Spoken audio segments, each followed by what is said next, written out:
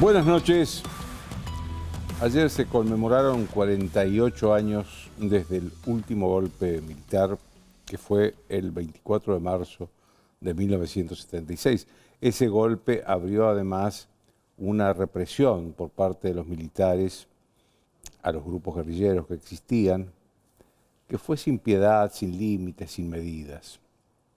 Es cierto que los grupos guerrilleros también les abrieron las puertas del gobierno a los militares, porque se alzaron en armas contra un gobierno democráticamente elegido. Claro que yo sé que muchos pueden decir, pero era el gobierno de Isabel Perón, pésimo, horrible.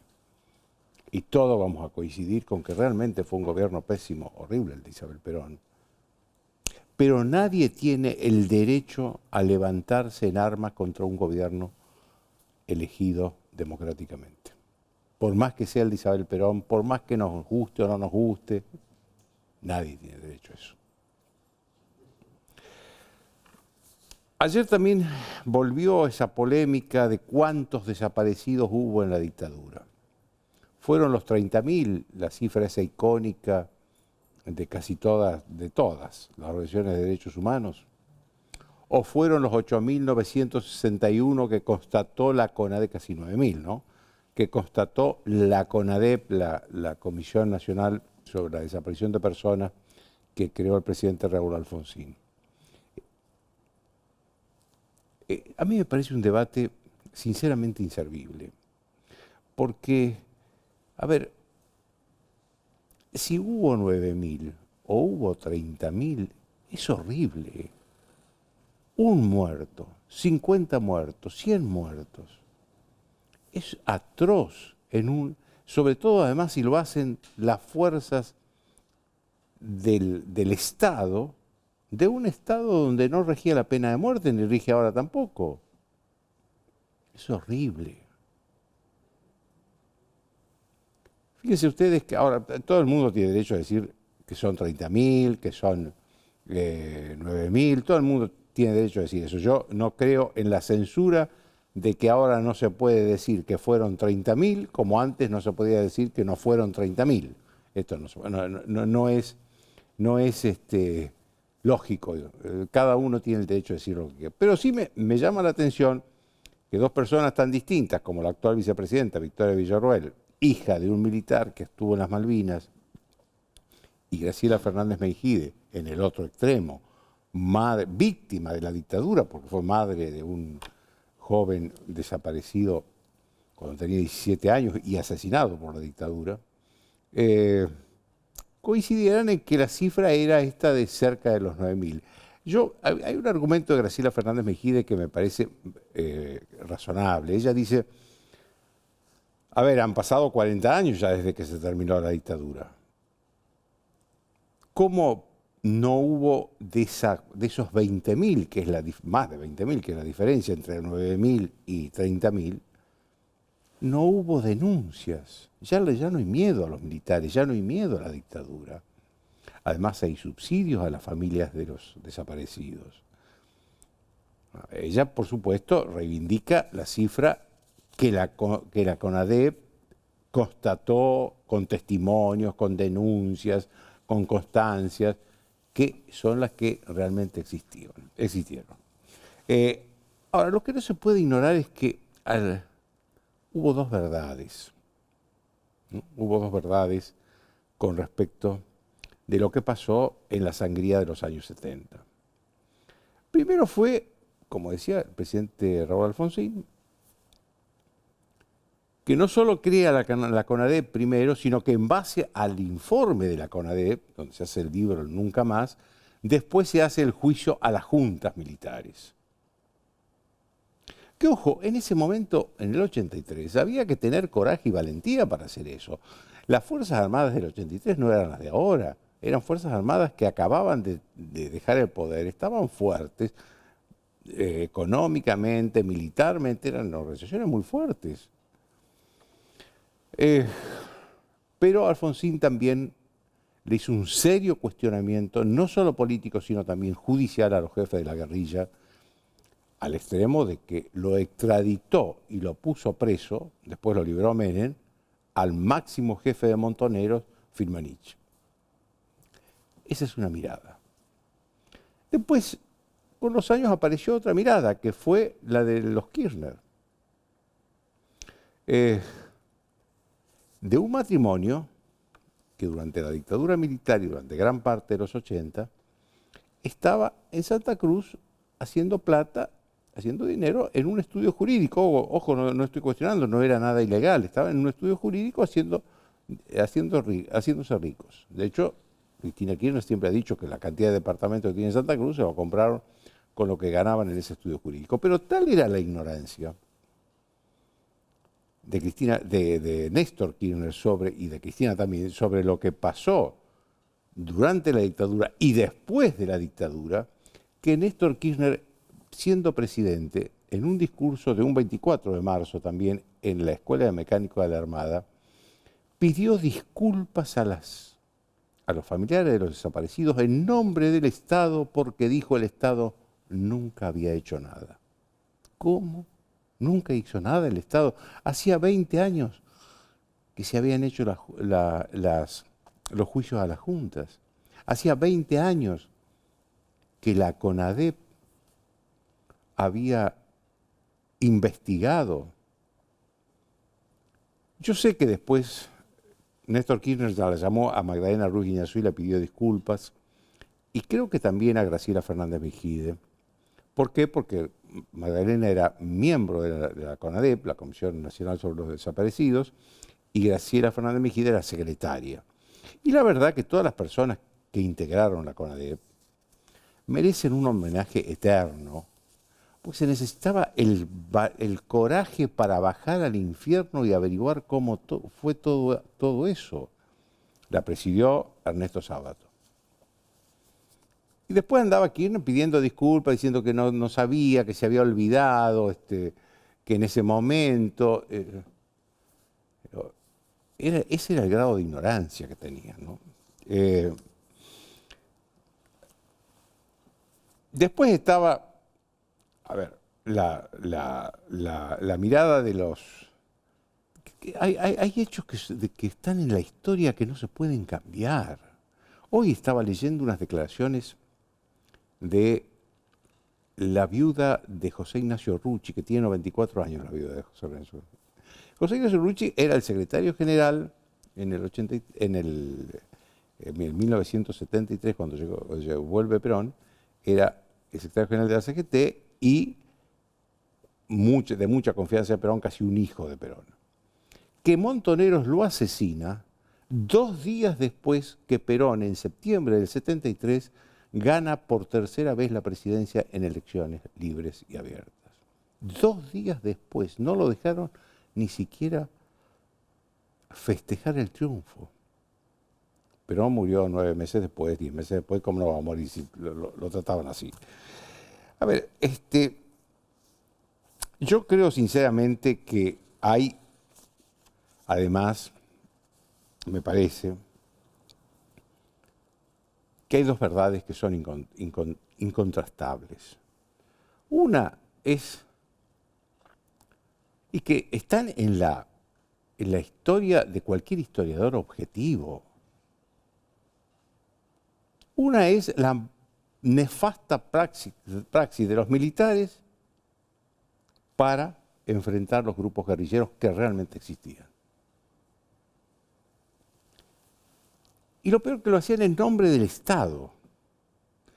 Y el ejército no puede, las Fuerzas Armadas no pueden asumir desde el Estado los mismos métodos de la guerrilla, porque si no, terminan siendo igual que la guerrilla. Más aún, el ejército no puede ser el ejército por el ejército en sí mismo. Tiene que ser el ejército de un país, de un Estado que tiene autoridades, que tiene leyes que cumplir, los funcionarios sobre todo y todos los ciudadanos. Si hay un ejército que no respeta al Estado, no respeta las leyes del Estado, deja de ser un ejército, se convierte en una banda armada. La verdad que es eso. Y la otra verdad es que existió la guerrilla. No se la puede desconocer, no se la puede desconocer. No, los militares no aterrizaron en un paraíso donde solo habitaban ángeles. Había grupos subversivos que desafiaban al Estado y desafiaban sobre todo el derecho del Estado al monopolio de la fuerza.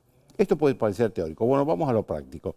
Eran grupos de guerrilleros que secuestraban, mataban, torturaban, igual que los militares. Hay investigaciones que hablan de unos 800, 900 muertos por la guerrilla antes del 76, porque la guerrilla funcionó en los 6 años previos al golpe militar del 76, desde el secuestro y asesinato del general Aramburu en junio de 1970.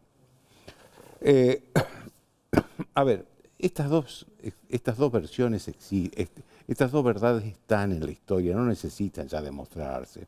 Ahora, tampoco se puede salir. Durante la época de los Kirchner era pecado hablar de lo que habían hecho los guerrilleros. Y ahora parece que es pecado hablar de lo que hicieron los militares. No, pongámonos de acuerdo. Acá hubo un paréntesis, que fue el gobierno de Menem. El gobierno de Menem perdonó a militares y a guerrilleros con la idea de la pacificación nacional, pero frenó el cuestionamiento político que se venía haciendo a la violencia en todas sus versiones de los años 70. Y entonces dio pie a que luego se reabriera el debate con gente que no había vivido esa época y entonces cualquier cosa que se decía podía ser cierta. Y la verdad que no se puede tomar un trozo de la historia y hacerlo propio porque nos gusta más este trozo de la historia. La historia es una sola y hay que respetarla como tal. Después de una breve pausa, Jorge Fernández Díaz. Auspician desde el llano.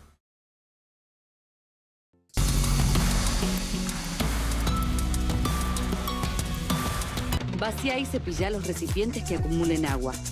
Tira agua hirviendo en desagües y rejillas y coloca mosquiteros. Juntos podemos prevenir el dengue. Más información en buenosaires.gov.ar/dengue. Buenos Aires Ciudad. La cadena de valor es importante, pero mucho más importante es el valor de la cadena. 20 años de ProPymes. Techint. Grupo Petersen, desde 1920, construyendo el país. Capacitate de forma fácil y gratuita. Accede al Instituto Legislativo de Capacitación Permanente en legislatura.gov.ar. Legislatura porteña. Nos une la ciudad.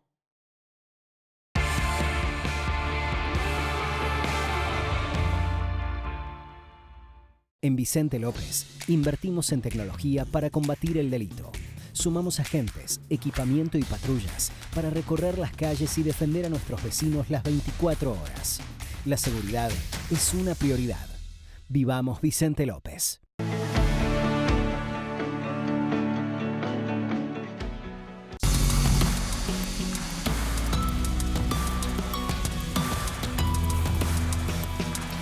Bien, como les dije, estoy con Jorge Fernández Díaz. Ustedes saben que no es un periodista cualquiera para mí, es un amigo y además un colega con el que compartimos desde hace mucho tiempo el análisis en la misma página del Diario de la Nación los domingos.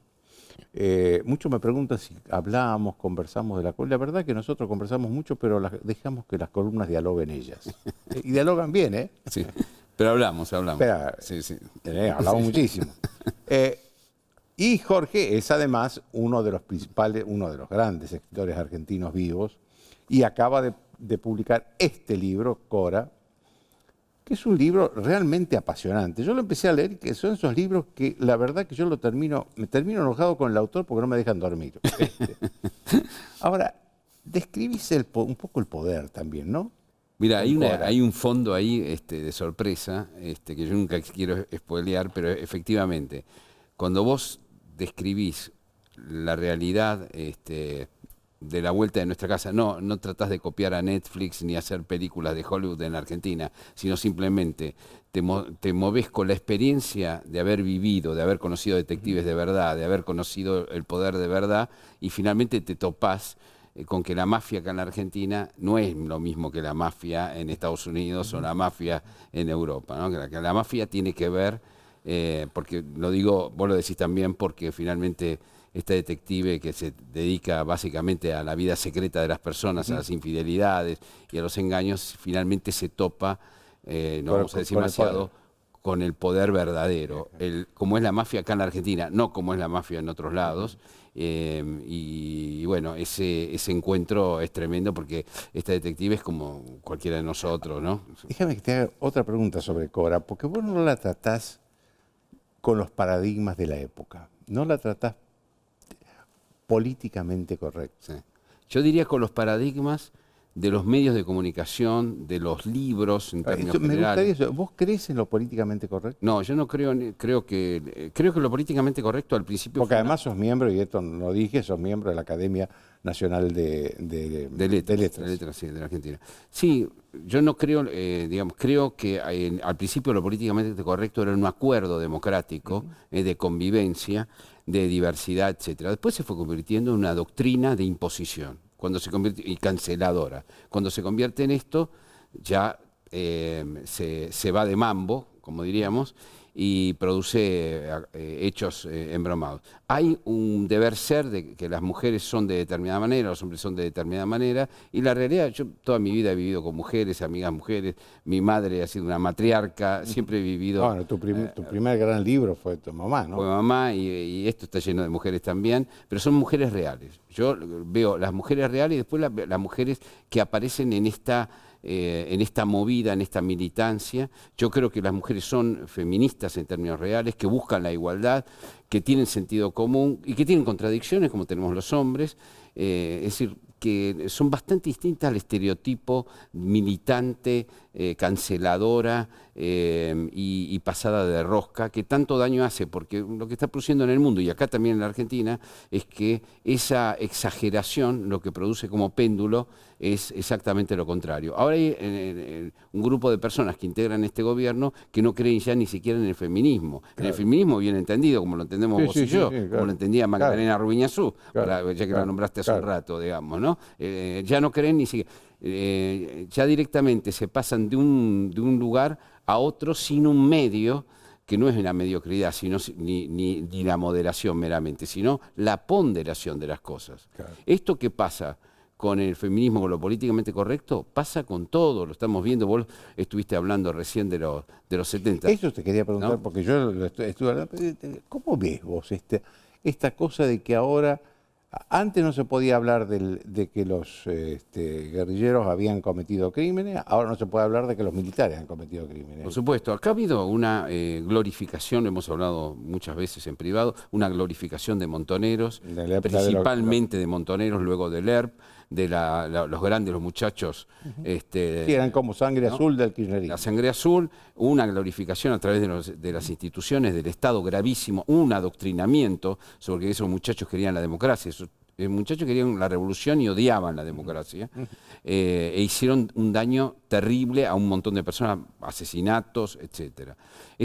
Hay un montón de muertos que fueron olvidados en la Argentina y que deberían ser recordados históricamente. Debería haber una reparación histórica para las víctimas de estos tipos que han hecho barbaridades.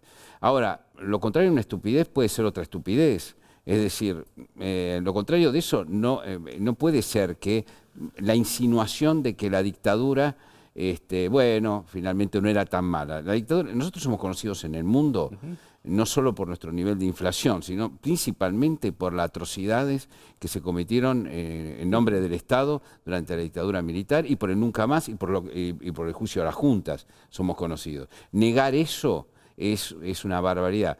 Es decir, para destruir a Firmenich no hace falta abrazarse con Macera, porque, ¿viste? Entonces vamos a los bandazos. Yo creo que este tema condensa otro problema argentino, que es el Estado era Dios hasta hace 5 minutos y ahora es el diablo.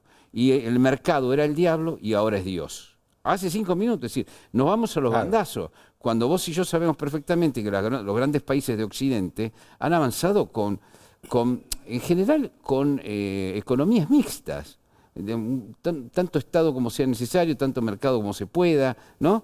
Bueno, lo ves Europa, ¿no? El propio Estados Unidos, que tiene sus el propio sus Trump, leyes. que quiere tanto Milei, es un...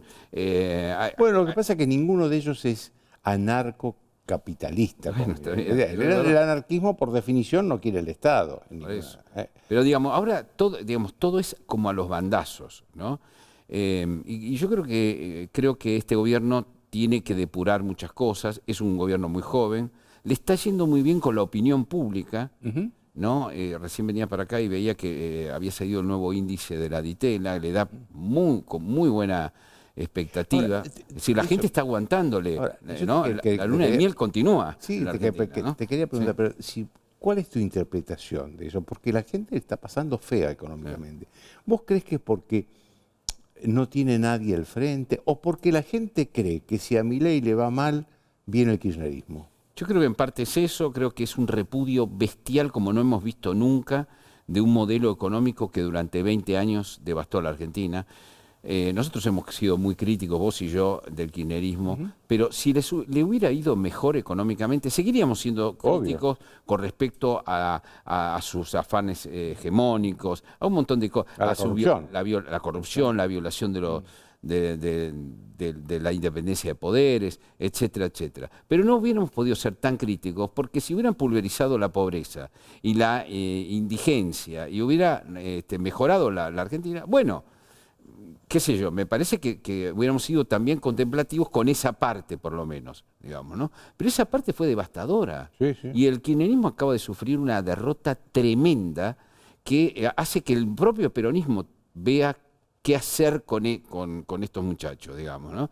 Entonces, Por lo está que muy veo, a ver, fresco esto, pero por lo Joaquín. que veo, vos no imaginás que aún en un fracaso de Milei, o que no le vaya tan bien, vuelva una Cristina Kirchner o un kirchnerismo con otro ropaje. Y profetizar, vos sabés que en la Argentina no se puede, ¿no? Pero me da la impresión, por lo que veo, que el peronismo está tratando de reconvertirse y primero salir de la paliza que sufrió, y después reconvertirse. Hay un sector del kirchnerismo que le admira a Milei cierta osadía populista que tiene. No, lo de la Corte Suprema. Siempre se enojan mucho cuando yo digo que es un populismo de derecha, pero no tienen que enojarse, tienen que leer el manifiesto de los paleolibertarios, que lo escribió Murray Rothbard, que es uno de los grandes líderes. Y que lo lee mucho Milei. Lo lee mucho Milei. Ese manifiesto se llama populismo de derecha. Es decir, la idea es ser económicamente ortodoxo, pero usar una praxis populista. ¿Qué quiere decir la praxis? Dividir a la sociedad en buenos y malos.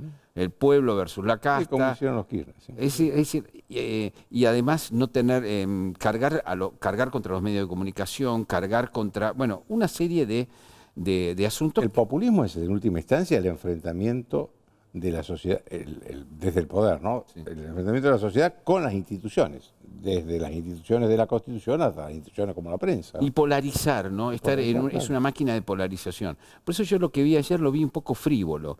Me pareció que formaba parte, si lo agarró Santiago Caputo, el tema de los 70, que no les importa absolutamente nada, imagínate. Pero bueno, les sirve como insumo para polarizar. Lo mismo que a los Kirchner les sirvió frívolamente como insumo para polarizar también el tema de los 70. Es decir, finalmente no puede haber una mirada racional, tranquila, histórica, que muestre la complejidad del problema, porque todo es para usar la historia sirve para usar en el presente para buenos amigos y enemigos. Y yo creo que Cristina Kirchner admira eso secretamente. Bueno, yo con digamos, ¿sí? Toda la información indica que esta designación del hijo, que es disruptiva, porque nadie esperaba que un juez muy cuestionado sea propuesto por el presidente, ella de cierta manera dice, esto era propio, esto era lo que hacía yo. Lo hacíamos nosotros. Claro. Exactamente. Es decir, un populista mira a otro populista y dice, reconoce en el otro algunos gestos de lo que ellos harían. Yo creo que además, una vez asentado en el poder, vos decís, bueno, no hay un anarcocapitalista, es verdad, nunca nadie llegó al presidente, porque nosotros somos tan originales que siempre estamos inventando la cuadratura del círculo. No podríamos tener un liberal normal, tenemos que tener un libertario. Sin embargo, ese libertario, caminando en el poder, dice, bueno, ¿quién es lo más parecido a Menem? Y yo creo que hay una menemización de Milei a medida que avanza en Olivo, lo decís ¿no? muy bien en tu columna de la de ayer. Lo decís que Creo que hay una minimización. Entonces, bueno, ¿y Menem? ¿Qué tenía Menem? Bueno, primero fue la admiración de poder haber llevado a cabo la convertibilidad, cuyo autor verdadero de la criatura fue Cavallo, no Menem. Pero luego que Menem le haya dado, ¿qué es lo que le dio Menem? Bueno, le dio los jueces de la servilleta, la mayoría automática de la Corte, la sumisión del peronismo. Bueno, empieza a aparecer una explicación de la Corte que a mí me hace recordar mucho a la Corte, a cuando Menem creó su Corte, que es, hay tantas transformaciones económicas que tenemos que tener una Corte amiga. Exactamente. Es decir, a ver, eso me hace acordar tristemente a que el liberalismo en el siglo XX, como no podía ganar elecciones, apoyaba los golpes militares. Entonces, siempre venía alguien, yo tengo un plan que va a salvar todo.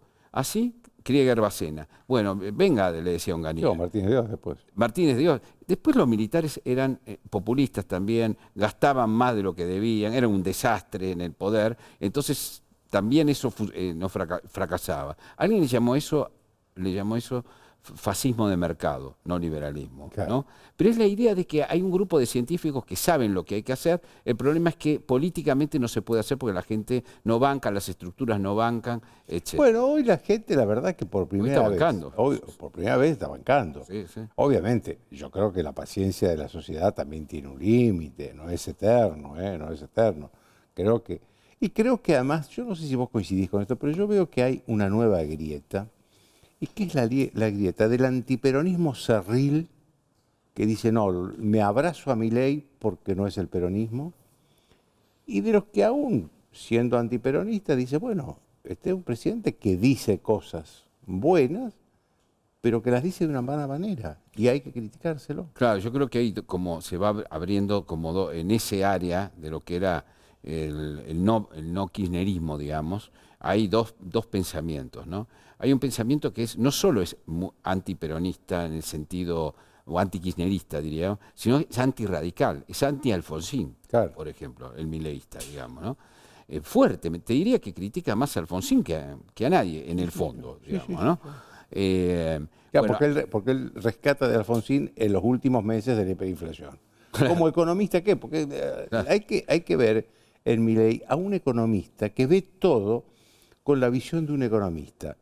Y según lo que a uno le cuentan, cuando a él le hablan de un tema que no es la economía, empieza a bostezar porque no le interesa. Claro, claro. ¿No? Bueno, el problema es que el ajuste hasta ahora lo estuvieron pagando los jubilados, los asalariados, y que si él quiere sostener y las provincias, si quiere sostener el superávit fiscal, va a tener que hacer reformas de fondo, y las reformas de fondo exigen política, lo lamento. Exigen política. No toda política es toma y daca con respecto a la plata del Estado. Es negociación política. Acá, en Francia, en Estados Unidos, en cualquier lado, es igual. Va a tener que hacer política. Si no, es insostenible el plan político, el plan económico que tiene. Ahora hay otros, vos me preguntabas, hay otra gente que son los republicanos puros y duros. Es decir, el republicano de a pie, aquel que dice, mira, yo quiero un país normal.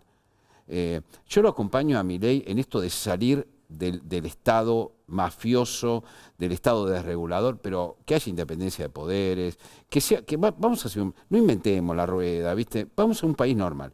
Ese republicano está aguantando también los trapos de Milei, pero no le gustan algunas actitudes que están sucediendo. Me parece que es razonable. Hay mucha gente que ha olvidado que éramos republicanos.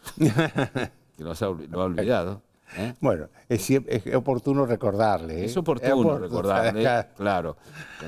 Si no, seremos republicanos de Morondanga, como decía Cristina. Así es. Sí. Te agradezco muchísimo, Jorge. Gracias. Mucha suerte con el libro, merece ser leído. Muchas gracias. Y bueno, siempre estamos hablando, así que... Es un maestro, gracias. Gracias. una pequeña pausa y el ex senador Luis Naidenov nos va a hablar de lo que hizo el juez Lijo en Formosa.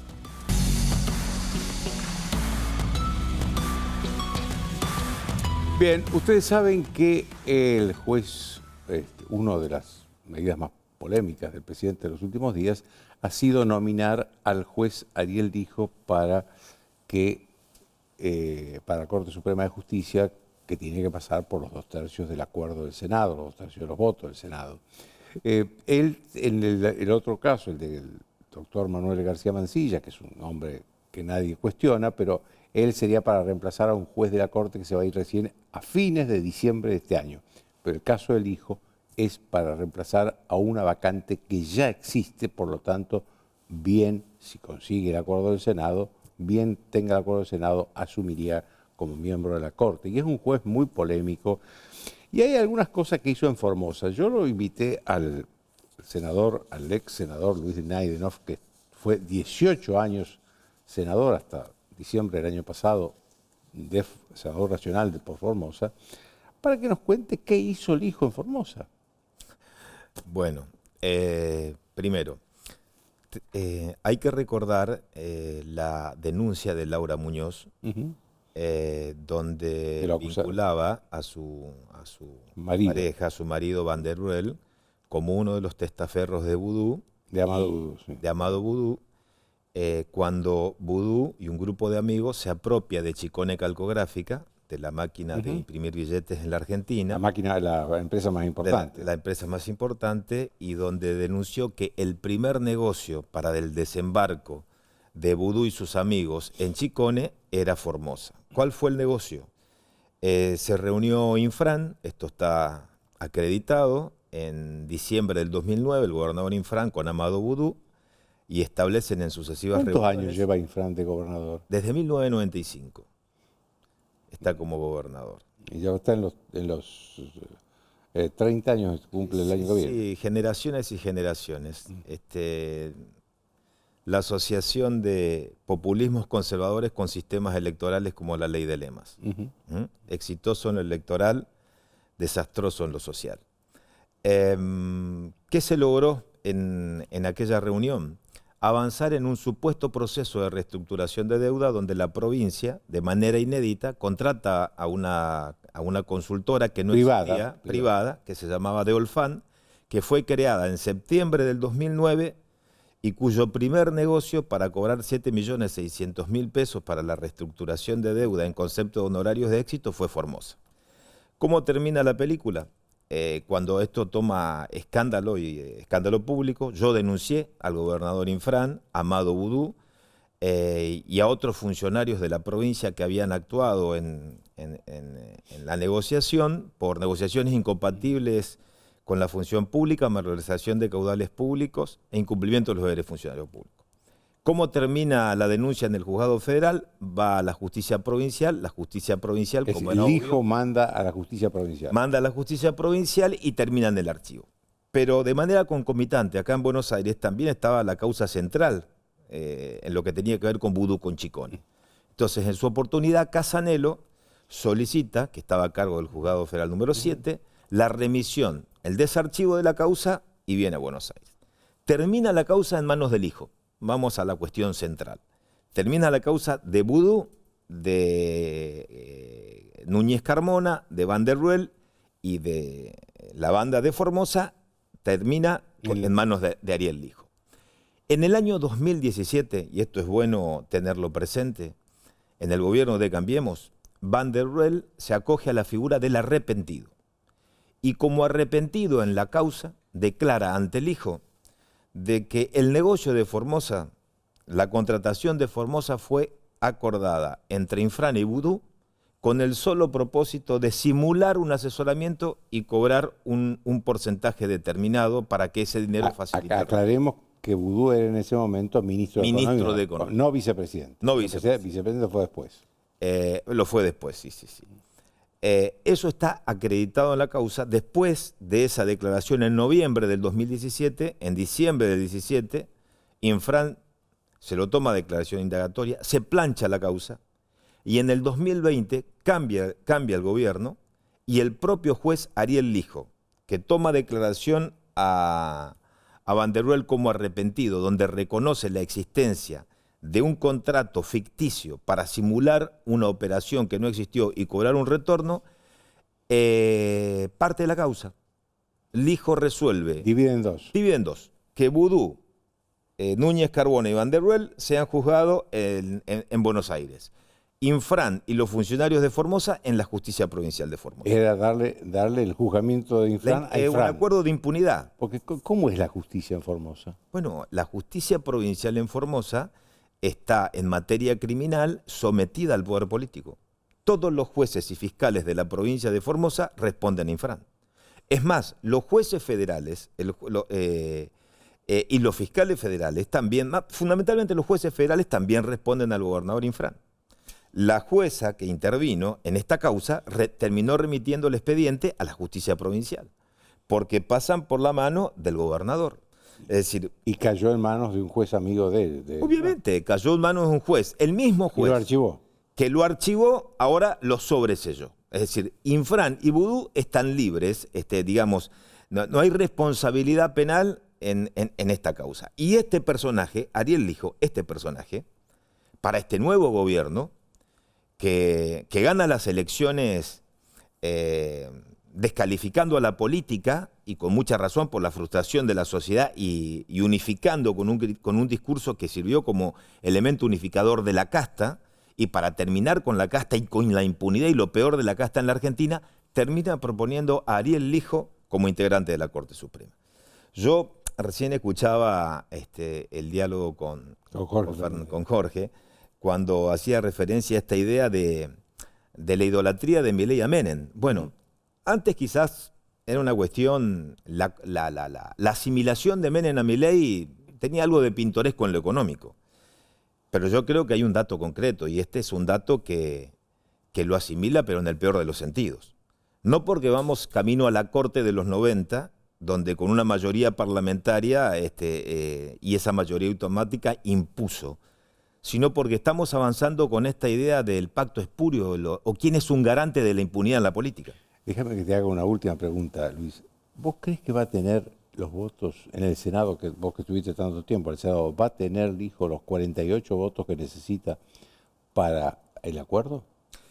Yo creo que no los va a tener, y creo que el peor error que puede cometer este gobierno es avanzar en la propuesta del Lijo. Primero, no solamente, hay un dato no menor, también se está violentando el decreto 222. De Néstor Kirchner. De Néstor Kirchner. Se propone reemplazar a Hayton de Nolasco. La corte de 5 integrantes tiene que tener 2 mujeres. Solamente hay una.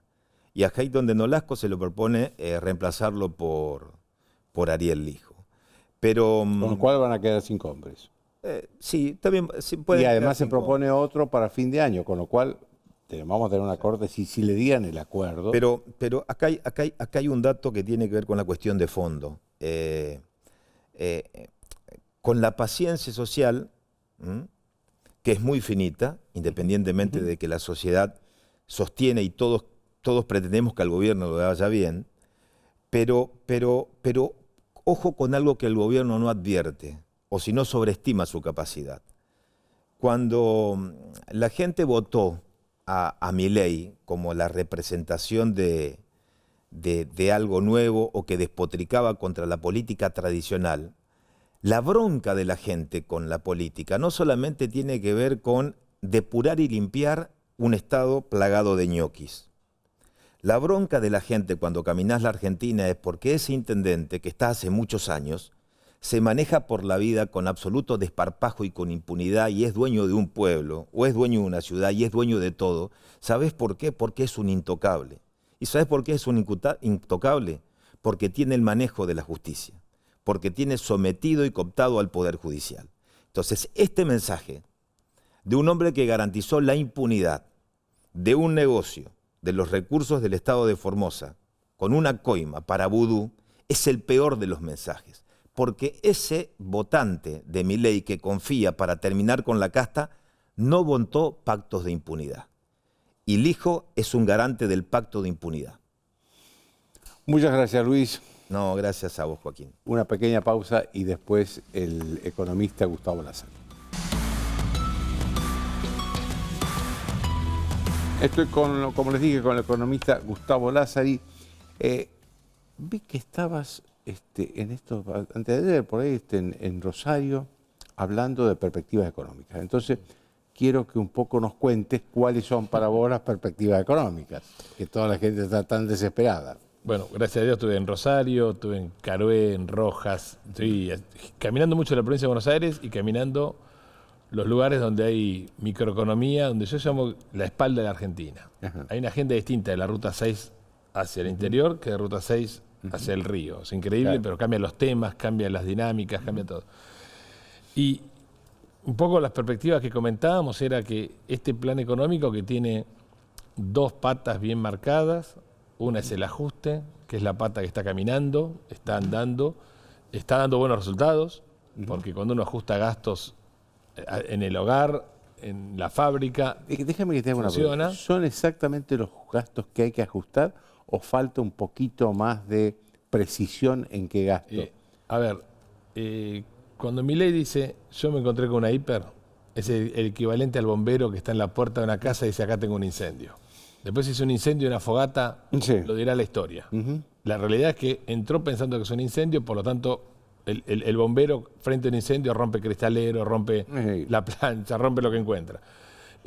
Con lo cual, vale la discusión de si se están ajustando los gastos correctos o si se está haciendo una poda horizontal de gasto que en algún momento puede ser insostenible y en algún momento puede ser injusto también. Claro. ¿Okay? Capaz que los jubilados están pagando más ajustes del que deben pagar y capaz que otros sectores del Estado seguramente no. Entonces, esa discusión yo la tomo. La realidad es que está funcionando en el sentido de dar la expectativa de que la inflación va a bajar. Eso está fuera de discusión. ¿Eso vos lo crees que...? Porque eso yo lo escuchaba al ministro Caputo diciendo que cree que iba a ser más rápido el descenso de la inflación. ¿Vos crees que eso es así? Yo creo que sí, No obstante, yo creo que hay una óptica que es perfectible, ¿no? Pues si está equivocada, es armar lío. Vamos a decir que es perfectible. Que para mí es un exceso de ajuste macroeconómico y se están olvidando de la reforma microeconómica. Por eso digo que el plan tiene dos patas, ajuste y reforma. El ajuste, decís, va bien, pero la reforma va lenta. La reforma micro va mal, vamos a ser honestos. La reforma microeconómica es desregulación, que en algunos lados se están dando bien, es reforma laboral, que no empezó, es baja de impuestos, que no empezó. Entonces, vamos a los bifes, no está bien. Y cuando decimos que no está bien, yo creo que es vital la reforma microeconómica. Porque pero todo eso necesita pasar por el Congreso. Necesita pasar por el Congreso por dos motivos. Primero, para que tenga la solvencia y la seguridad jurídica necesaria. A ver, los tipos que hacemos negocios, yo a mi escala, los más grandes a una escala más grande, es una cuestión de ceros, no importa, el concepto es el mismo.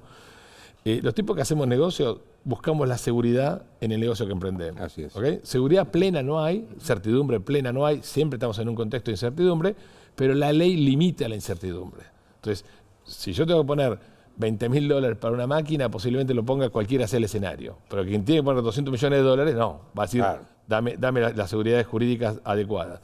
Ahora, yo creo que hay algo que se olvida, y siempre nos olvidamos, yo creo que el frenesí y la excitación de los ajustes que empiezan a funcionar, nos pasó en los 90, nos pasa siempre, es que la recaudación impositiva, lo que el Estado recauda, que eso le permite pagar sus cuentas y no endeudarse y no emitir, es un derivado, no es un principal. Entonces, estamos filosóficamente, está el principal y el accesorio. No hay recaudación sin trabajo. El trabajo no es hijo de la recaudación, claro, la recaudación es hijo del trabajo. Lo que vos decís es que la recesión puede provocar una caída en la recaudación. Pero la está provocando y no nos podemos olvidar que no hay macro sin micro. Primero está la microeconomía, primero están las personas haciendo negocios. Eso permite crear valor, esa creación del valor, parte de ese valor se apropia el Estado mediante los impuestos y paga sus gastos. Ahora, si matamos la creación de valor, si exacerbamos el ajuste del sector privado metiéndole cada vez más peso en la mochila, sin fortalecer el músculo, se van a quedar sin recaudación. Claro. O sea, a mí no me preocupa que el Estado se quede sin recaudación, me preocupa que nos quedemos sin sector privado. Pongo un ejemplo claro. hubo 3 años de sequía. Yo recorro mucho la provincia de Buenos Aires, Rosario, Santa Fe, donde me llamen, agarro el auto y voy siempre en auto. No voy en avión, me molesta el avión, bueno, no importa. Hubo 3 años de sequía. La sequía fue incrementándose, fue violenta la sequía. Generó una destrucción imposible. De lo que se hablaba de la Ruta 6 para adentro, nuestra agenda porteñocéntrica era que el Estado perdía recaudación y que el Banco Central perdía dólares. Y nunca pensamos que el sector privado se estaba muriendo en el interior. Yo me preocupo primero por el sector privado, porque si la espalda del sector privado está bien, el Estado puede recaudar. Y lamentablemente no estamos aplicando un concepto básico, que es que menos impuestos recaudan más. Yo le puedo dar cientos de ejemplos que menos impuestos recaudan más en la práctica a partir de mañana. Pero eso yo lo escuché en muchos gobernantes, inclusive bien intencionados, pero que les tenían miedo a bajar los impuestos y que se queden sin dinero durante el tiempo. El interim, primero, que la economía es más rápida de que cuando se empezó ese argumento. Ese argumento de la década del 50, del 60, y hasta que me reaccione la base imponible, hasta que me reaccione la creación de riqueza. No, hoy la economía es mucho más ligera. Hoy la economía del conocimiento, estos chicos generan valor en 30 segundos. Hoy la economía del conocimiento, que son muchachos que hacen cosas que yo no tengo la más remota idea de lo que hacen, generaron en 8 años el volumen de exportaciones que la industria automotriz hizo en 80 con protección. O sea, la velocidad es terrible. El sector agropecuario puede duplicar exportaciones y toda esa producción se duplica y se exporta, porque no vamos a comer el doble de vacas, en 4 o 8 años. A ver, y si hoy hacemos medidas concretas de, por ejemplo, amortización acelerada de inversiones, eso no tiene efecto fiscal negativo. ¿Por qué? Porque no está la inversión todavía. Entonces es una inversión que no se produjo. Esa inversión no está recaudando nada porque está en la cabeza de un tipo. Entonces, si cuando le decís, che, mira, ponelo y salís a trabajar rápido, el IVA, las ganancias, los movimientos, antes que ese impuesto a las ganancias que no se cobra, va a generar mucha más recaudación. Yo pongo un ejemplo muy claro, y permítame, ¿quién de nosotros comió últimamente garra de pollo, manito de cerdo, cabeza de cerdo, espinazo de cerdo? Nadie. Bueno, los chinos valoran eso 20 veces más que nosotros. Si lo exportamos, cuando hacemos la cajita, cuando volvemos el flete, generamos mucha más producción. Sin embargo, hay retenciones a eso. Esa retención tiene que ser cero. Toda la economía regional tiene que tener retenciones cero y van a mover mucho más los pueblos, mucho más las rutas y va a haber mucha más recaudación. Monto de monotributo. Hoy un monotributista, yo me río porque me tomo esto de la risa, ¿no? Con el nuevo proyecto, con 2 millones de pesos, el tipo ya tiene que pasar al régimen general. ¿Ok? Llamé a mi cartonero amigo, le mando un gran abrazo, David, un crack, ¿no? Un chico que recoge el cartón. Bueno, ahora está trabajando en la fábrica. Este pibe me decía que el cartón vale 110 pesos el kilo. Sacando las cuentas correctamente, si 5 cartoneros se juntan y tienen suerte, tienen que pasar al régimen general si se blanquean. ¿Se da cuenta lo mal hecho que está el sistema? Claro. Este sistema expulsa gente. Tenemos que incorporar gente al sistema. Hay además un proyecto de volver al impuesto a las ganancias con una escala muy baja, bueno, 1,5 millones de personas. Y si tenemos que volver lamentablemente al impuesto a las ganancias, a ver, hagamos un régimen de deducciones, que por ejemplo las primeras, digo números concretos, cerraditos, las primeras 50 lucas que cada uno tenga que 50.000 pesos, perdón, que cada uno tenga que pagar, lo puede destinar a un fondo de retiro. Alivia el sistema jubilatorio en dinámica, en el largo plazo, y la gente va a querer pagar porque va a tener su fondo de retiro propio, capitalizado, autocapitalizado. Ya están las empresas que ofrecen ese mecanismo. Ahora, si todo va para las arcas del Estado, van a generar de vuelta esta enorme grieta que hay, que es la principal grieta, que es entre el argentino productivo, el tipo que se esfuerza, y el Estado que se come el esfuerzo. Déjame hacerte una última pregunta. ¿Cuál es para vos el gran acierto y el gran error de Milei? El gran acierto es poner los temas en la agenda y poner la realidad sobre la mesa. Eso es correctísimo. En una manera muy distinta a lo que veníamos hablando. De lo que vienes hablando, pero diciendo, señores, la luz se paga, todo se paga, nada es gratis. Hay conceptos correctísimos que estamos poniendo arriba. El capital privado es importante. Y la gente con una enorme madurez dice, ok, esa es la realidad, vení, yo soy capaz de hacerlo. Eso es algo extraordinario que está pasando en Argentina. La Argentina no le escapa al bulto. Lo está diciendo, no se quiere esconder. Para mí, el gran error es no insistir en que las reformas tienen que salir por ley. Y ahí hay tragos amargos, porque la vida no es Disney, la economía no es la economía del holgorio, la economía es la ciencia de la escasez y la política es el arte de lo posible, muchacho. Sentate con el tipo que no te gusta. A ver, yo soy hincha de un equipo que casualmente terminó el partido hace un ratito. Yo me abrazo con gente que seguramente no pienso 30 segundos como él, pero en pos de alentar a mi equipo me abrazo con cualquiera. Entonces, en pos de sacar a la Argentina para adelante, y aceite de resino, rompete el hígado con café, pero las leyes tienen que salir por ley. Si la reforma laboral no sale por ley, un juzgado de Morón no va a considerar que no hay multa por ley de empleo. Y si un juzgado de Morón no considera que no hay multa por ley de empleo, una pyme no contrata. Entonces, tenemos el texto muy lindo y la efectividad cero. Y eso, lamentablemente, hay que comerse el sapo y negociar como hay que negociar, hablar con el que hay que hablar. Y nadie te digo que lo invites al cumpleaños. Saca la leche que tengas que sacar, campeón. Gracias, Gustavo. Bueno, gracias por la invitación. Y se nos termina el tiempo a los dos. Chao, hasta el lunes.